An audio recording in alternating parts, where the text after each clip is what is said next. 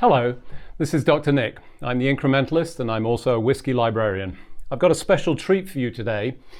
This is a tasting of 3 whiskies. This is 3 of the 4 that are going to be part of the tasting at HIMSS, being sponsored by Nextgate. So if you actually want to join me and participate in this tasting live, you can sign up for that tasting at HIMSS. That's going to be taking place in Orlando in March. So what have we got for you? We have 3 bottles. A Glenkinchie, which is a lowland malt. It's a 12-year-old.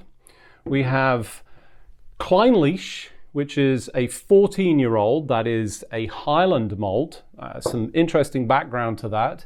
And then a Bowmore, 12-year-old. Bowmore is from the Islay. A lot of people familiar with that brand. It seems to be the most prevalent in terms of Scottish malt whiskey that people know, in part because of the peat, and there's a lot of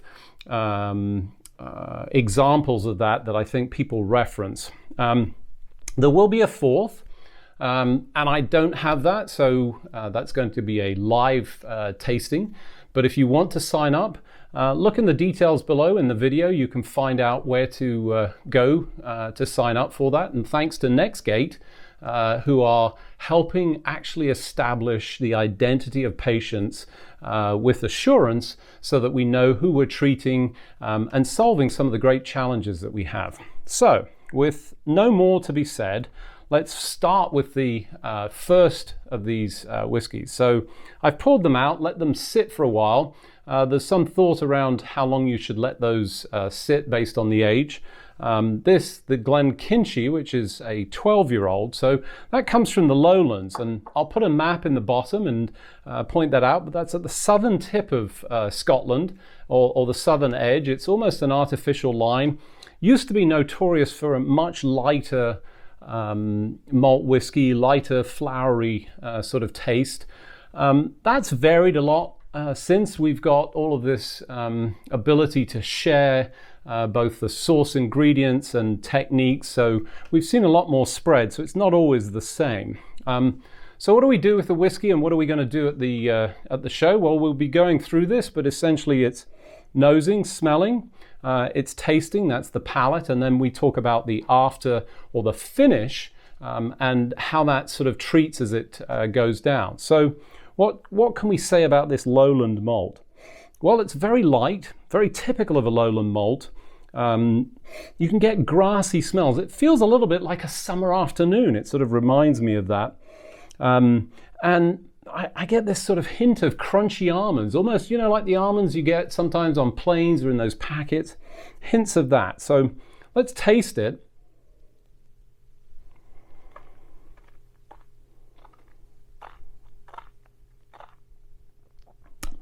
And there's this delightful taste of sort of crunchy apples and honey. Almost if you dipped apples in honey, you can get this sort of sweetness and fresh summer, sort of beautiful, sweet, light, sprightly. I almost imagine myself sitting in the garden, sun shining, enjoying this, typical for enjoying before a meal. So a delightful starter.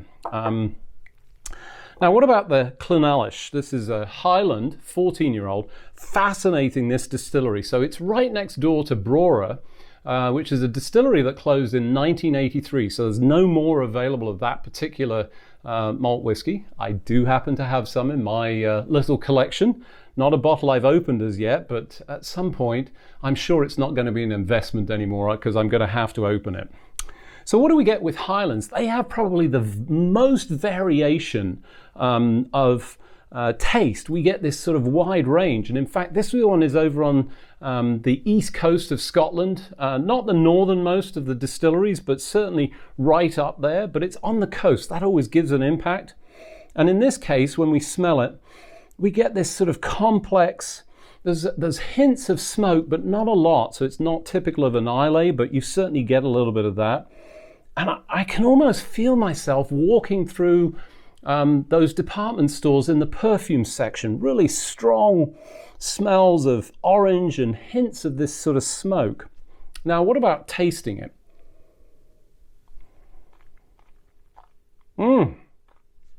And you get this sweetness, despite that smokiness, it just doesn't have the sort of smoky flavor that you would expect. It's much more sort of fruity cocktail, almost like those little fruit cocktails that sort of you can pick up in the supermarket. But there is that hint of smoke and leather, and this one has a slightly longer finish to the previous lowland malt, the Glenkinchie, and you get the hints of the wood, the barrels that this was stored in, a little bit of leather sort of flavor, but still this beautiful smoky fruit cocktail, just delightful. I'm sure people are going to really enjoy this one. Now, what about the final one? So the Bowmore 12. So this is an Islay. So most people would recognize Laphroaig and some of those other Islay distilleries. That's over on the west coast, very close to Ireland, but it's this island right on the seaside shore. So you get huge impacts of the shore, and they also a lot of use of peat and smoking. So fully expected, sure enough, we get it. Not the extensive smoke, so I think this is one that people will come to like, even if they don't like that smoky taste or smell. But there's some sweetness. You can feel the sort of honeysuckle in this, almost as if somebody put in a little piece of honey comb in there to give you this sort of sweet overarching above the smoke. Now, what about the taste?